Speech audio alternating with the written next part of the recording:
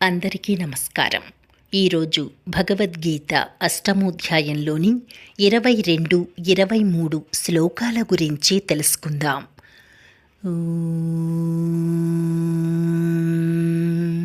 శ్రీకృష్ణ పరబ్రహ్మణే నమః. శ్రీమద్భగవద్గీతా అథః అష్టమోధ్యాయః. అక్షరబ్రహ్మయోగః. శ్రీభగవానువాచ.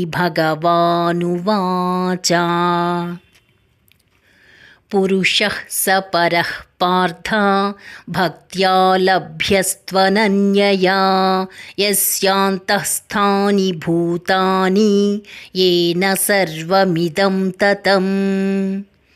ఓ పార్థ, సమస్త భూతములు ఆ పరమాత్మయందే అంతర్గతములయ్యున్నవి.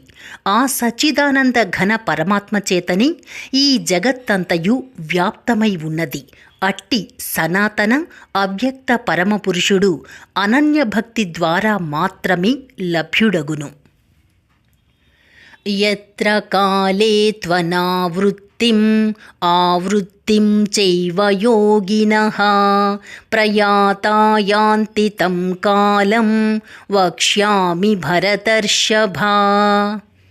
ఓ భరతశ్రేష్ఠ, ఏ కాలమునందు దేహత్యాగమును చేసిన యోగులు తిరిగి రాని గతిని చేరుదురో, మరియు ఏ కాలమునందు దేహత్యాగము చేసిన వారు తిరిగి వచ్చు గతిని పొందుదురో, అట్టి కాలములను అనగా 2 మార్గములను తెలిపెదను.